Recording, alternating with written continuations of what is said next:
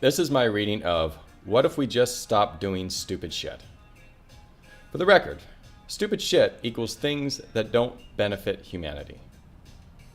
Let's pretend that we end all the stupid wars and that our economy survives world peace, it can't, and that everything else is about the same. You would think that in a time of peace, the remaining human effort would be towards productive things and not towards shit. Unfortunately, the amount of stupid shit in a healthy economy is staggering. Start with the absurdity of high-frequency traders. Long story short, someone with more money than you has found a way to make even more money off of stock trades. Benefit to humanity? Zero. It's shit. But hey, at least it's not war. Health insurance is also shit. They aren't even trying to make us healthy. Just make a profit by being the middleman between the patient and the doctor. That's shit. Advertisers are loads of shit. They only exist to convince people to do things that they wouldn't normally want to do. I do not want to ask my doctor about whether prophylaxia, trademark, is right for me, because my doctor should already know based on public research and socially acceptable safety checks, not advertisers. Advertisers, a collective force that has radio hosts muted, TV personalities silenced, and free speech on the internet under threat, definitely qualifies as stupid shit. The entire point of this industry is to get human beings to do something that they don't want to do. And this very collective force has already made inroads towards silencing your speech. Now that is stupid shit. Now, at this point, I'd like to extend the definition of stupid shit beyond not benefiting humanity to anything that is grossly inefficient or ineffective at serving its stated purpose. I studied economics in college, and I know opportunity cost when I see it. So, if your goal is to keep people from having unhealthy dependencies on substances, the war on drugs is complete shit. Among other things, it's a way for prisons to make money and a wedge issue for politicians to fight about. It does not address addiction problems or that, wait for it, address that recreational drugs are not necessarily bad. That's a moral choice that should be left to the individual and their close friends, and not some governing body. The war on drugs is complete shit. And if ineffective is the barometer, so many more things are shit. Consider what the actual intention is behind having a law. It is there to keep us in line because we are incentivized to behave poorly otherwise. In other words, we know we suck in large numbers with scarcity and no organization. So we accept authority in certain situations. It's like, someone needs to take control here. It's like, we get that. That is what the law is supposed to be. A set of rules that we can live by in peace with each other. The law exists because we have incentivized ourselves to behave in ways that require authority. We know we're impatient, yet we can't get from point A to point B safely without a government agency telling us to slow the fuck down. The law governing our speed is a band-aid for our impatience rather than a solution for getting somewhere without fighting what we are incentivized to do. And that's get there damn fast. Some rules are a good thing. We do suck in large numbers when dealing with scarcity. And as long as there is scarcity and no agreed upon behavior, we will need rules. We also need to acknowledge the rule is a band-aid, and the ultimate fix should continue to be a goal. The fix should be to address the scarcity causing us to behave in shitty ways. And if it cannot be fixed, the reasons for our inability to find a long-term solution should be made public.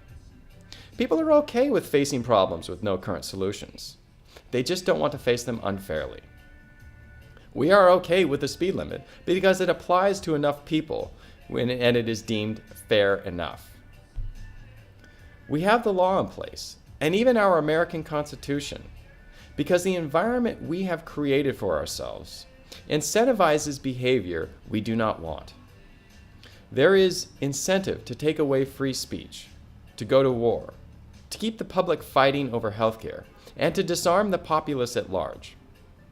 If someone can make money off of it, you can count on someone else doing it. Power loves a vacuum. We have thus created rules, laws, and for people in my country, a constitution. The whole point of this is to marvel at how much human time and energy is spent doing stupid shit. The amount of effort spent because our system incentivizes us to do something other than serve humanity and life on this planet is off the chart. Here's a quick list. War. Think of the number of hours and resources spending just in the last 2 decades on war. I can't even really grasp that. Let's go to something a little more abstract, the law. Think of how many stupid laws are in place, the lawyers involved, prosecuting those laws, politicians debating the laws, the money fundraised for the parties to fight their interpretation of the laws, jails to punish people. In some ways, this is our entire society. Also hard to grasp. How about advertising? Now, an entire industry devoted to convincing people to do something that they wouldn't normally want to do. They are being a mouthpiece for corporate interests. Advertisers can silence voices without breaking the law if they threaten their profit model. Now, since that stuff feels so far out of reach, like you can't really grasp how much human effort there will be for war if we stop doing war or stopped advertising or stop the law. So consider this local scenario. Not too long ago, the California government voted against single payer despite having a veto-proof supermajority and a Democratic governor. As a countermeasure, the justifiably upset public began gathering signatures for SB 562.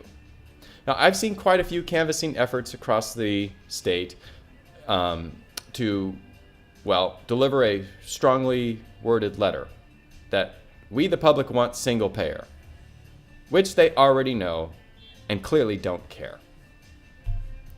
This may hit home to a lot of my fellow progressives, but petitioning the government, if you know they aren't listening, is shit. You are wasting oxygen. Those who influence the government want nothing more than for the public to be distracted with a solution that has little to no chance of succeeding. They want you to call your congressman. They want you to protest. And if your movement gets too big, they will co-opt it. Those who influence government and society are more than happy that you are wasting your time with their shit solution. Calling Congress is a waste of time. They don't care unless you can threaten to get them out of office. Protesting is generally shit because nothing happens as a result. Unless the protest movement is pure and large enough to kick someone else out of office, it's shit. These are a few of the things that I feel have a low impact on helping humanity and thus qualify as stupid shit. Now add up all the effort for all the activities you feel your local community does that qualifies as stupid shit for a single year. Add it to the available labor from people who need work, and devote all that effort towards making your local community sustainable and independent in its food and basic health maintenance. Eradicating hunger and providing basic health care would be a beyond trivial problems to solve. It would be done in less than a year. Just by stopping a fraction of the stupid shit and collectively cooperating at a local level, our lives would improve quickly. Instead, we remain convinced that our system, which incentivizes entire industries to do shit like war and advertising and asking people who don't care about you for help, is the same system for which we should solve our problems with them? But of all the things that are shit in this world, the mental prison that has humanity focused on solutions within capitalism, bootstraps, and governments, via politicians, is among the most toxic. I prefer we create a third option so that the next generation doesn't have to deal with so much of this shit. From my heart to yours.